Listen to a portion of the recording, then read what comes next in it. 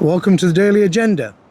I've been asked many times over the last few months by hundreds of people on the channel who I think would be the best leader of British nationalism to take the movement forward collectively.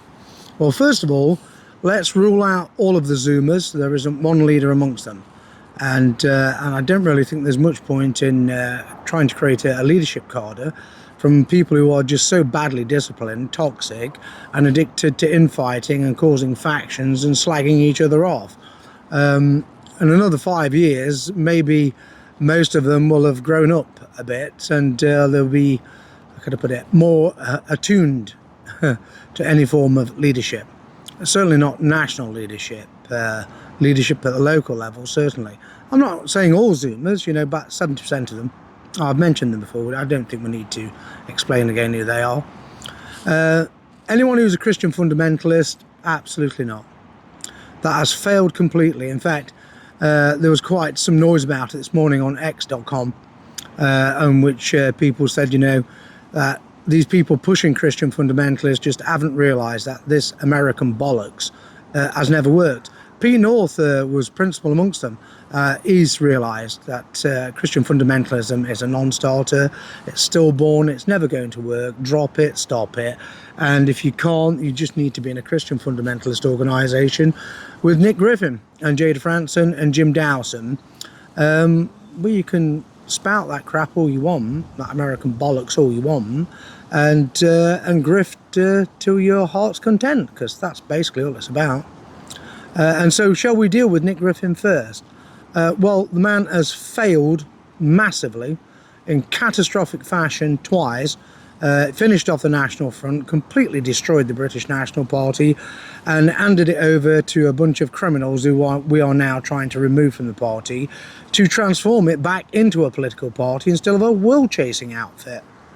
And on that note, yes, I know a number of you have made applications to join the BNP, and your membership applications have been delayed. Well, it's entirely left to you to press that matter with the hotline.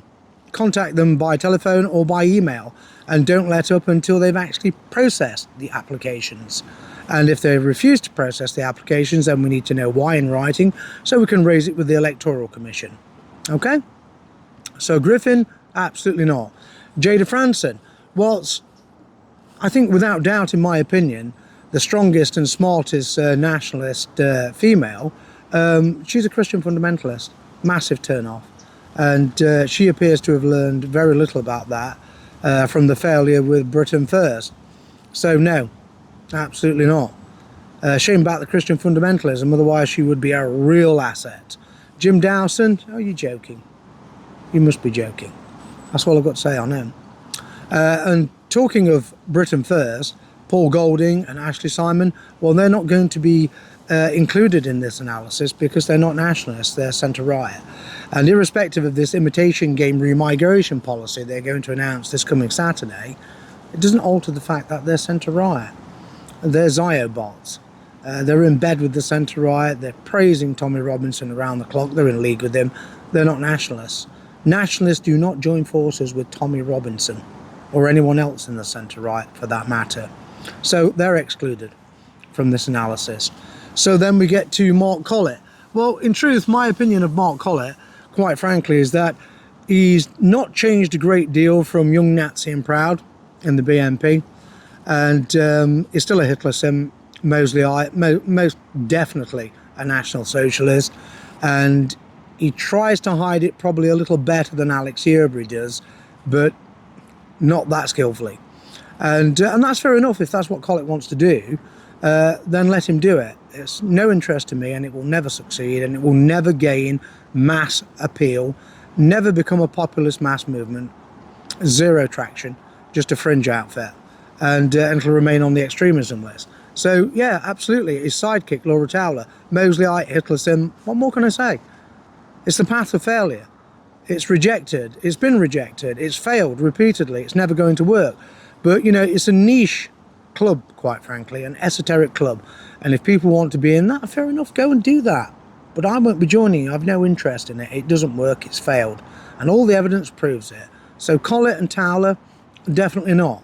Alex Yerbury, well, we covered him previously, didn't we? Crank magnet, dresses like the civilian tire of Adolf Hitler, and does flag blessings like the Nuremberg Rally, and behaves ultimately like Hitler, and models himself on that. He's a waxwork caricature of Adolf Hitler, a joke of a man, quite frankly. Again, a Hitler simping organisation that basically spilled out of Patriotic Alternative because of egomania issues, and that's all it was. Yerbury wanted to be the Fuhrer, and Collett wanted to be the Fuhrer, and Gauleiter Collett, he won that one, didn't he? Even though he's a Gauleiter, not a Fuhrer, if you take my point. And so Alex Yerbury, quite frankly, are you joking? My goodness. It's never going to happen in a million years, is it? Let's be honest about it. Kenny Smith, stagnation. And I don't think Kenny has an awful lot else to offer other than that stagnation, because he embraced the wrong type of people in building the Homeland Party, and he made some very serious mistakes himself, particularly with the Zoomers and Steve Laws, etc.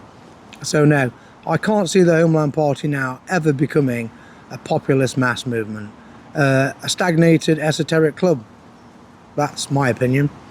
And okay, so that takes us on to who exactly? We're not exactly spoilt for choice, are we? Let's be honest.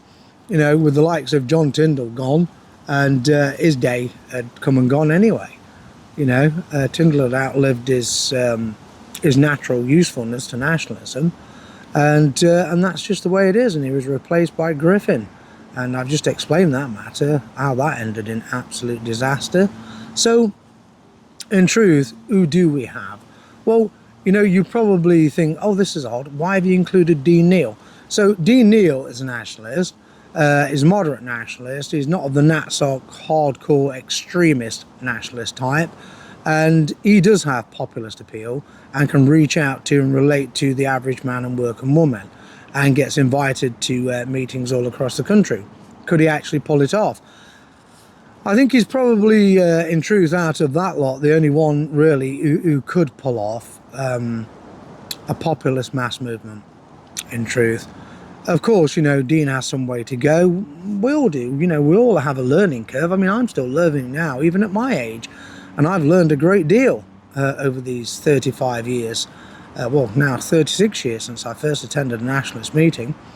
And so, yes, absolutely. I mean, I can't include myself in this analysis because, one, I can't analyse myself. And two, I'm ruled out by illness, really, because there's no cure for Crohn's disease, and I don't want to let anyone down, quite frankly.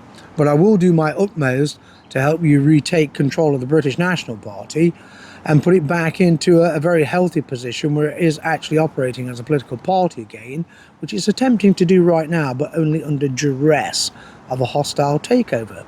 There's no other reason for it. Believe me, Jefferson and Walker don't want it to be a political party, so let's analyse Walker. Well, do we really need to? He's created a will-chasing outfit, and the real man who leads the BNP behind the scenes is Clive Jefferson, and he's done nothing other than rape it for millions. In fact, we estimate with inflation that we're probably looking about a grand theft, for want of a better description, of 12 million with inflation, with their property prices having become inflated, and with interest rates, etc. Yes, I mean, that's all they've achieved, is they've enriched themselves and completely destroyed the British National Party, and we're trying to put it back together. So Jefferson and Walker, no, absolutely not. Never in a million years. Not going to happen, is it? Kev Bryan, he's ruled out as well by illness, very serious illness. He's never going to be a political activist again and never be a leader. So who else is there?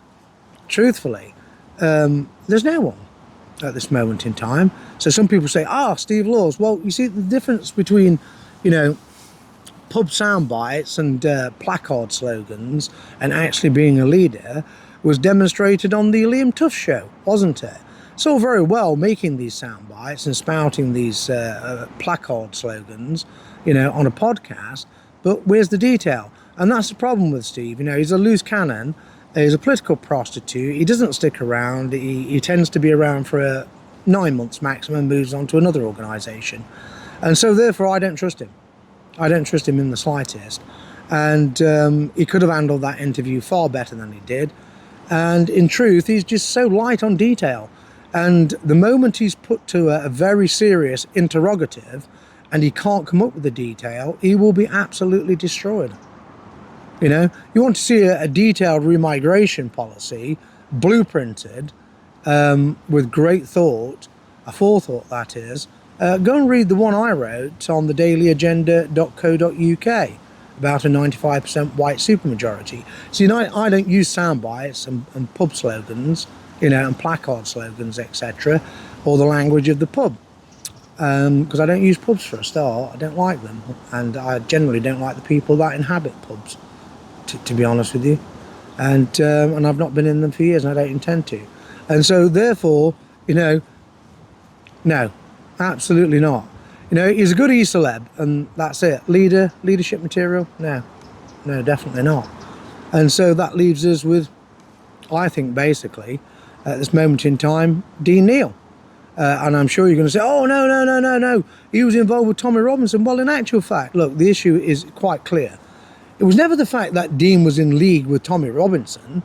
Dean always regarded himself as being a patriot and a nationalist, and it was only through being involved with Tommy Robinson that he actually realised that Tommy's views didn't align with his. And that was the end of that. And that's all there is to it. So you can't be forever holding someone to account just because they're associated with this person or that person. Look, I'm going to say this. I've been thinking quite a bit recently about Dave. I don't know anything else about Dave. I can't even remember his surname. I'm not even sure if I ever knew his surname in truth. Now, Dave was a bodyguard. And every activity I was on, Dave was there nearly every time. And he was always at my right shoulder. And he was sent by Ian Stewart from Blood and Honour to bodyguard me, to protect me. And I'd like to thank Dave because, my goodness, was he a fighter, you know? And one of those loyal men I've ever known in my entire life. And whatever rook we got into with the far left when they came to attack us, Dave was always there in the thick of it, right at my side. So you want to judge me by saying that about Dave, and he was from Blood and Honour, then judge me accordingly. But I'm not a National Socialist, and I don't advocate Nazism, and quite frankly, I think it has failed completely and it's never going to work in this country. So that's my honest opinion on it. But Dave, yeah, I will always remember Dave, and I'll always have good things to say about him. I've never had one bad word to say about him and never will. So there you go, and that's my opinion. And, you know, I know a lot of you would prefer me to lead you, and in truth I would as well. But, you know, as I said, I've got this very serious illness, which basically is a roller coaster, a ticking time bomb. And I can't be in a position whereby I put myself on a pedestal and then fall off that pedestal, thus humiliating myself in the process and letting you down badly. And I won't do that to you, and I won't do it to myself. So, in truth, I think I've answered, you know, those hundreds of queries over the last few months. And there's been a spate of them yesterday and today. And so instead of answering all of them individually, because writing text all the time is very tiresome, it's a lot easier to just speak to someone on WhatsApp, because I don't do mobile calls, or just make a video about it. And so that's my honest opinion. And you're free to have your own opinions. It's entirely up to you. I'm sure we'll have the usual litany of abuse and infantile fairy tales coming through again from the usual suspects. No problem, because you won't succeed. You'll have no oppression on me, and I'll just laugh at you, and that'll be the end of it. And well, thank you for tuning in to the Daily Agenda. It's very cold here, bitterly cold in actual fact, a bracing, biting crosswind, and it's almost dark, so I'm going to do one, and I'll see you soon. Toodle pip.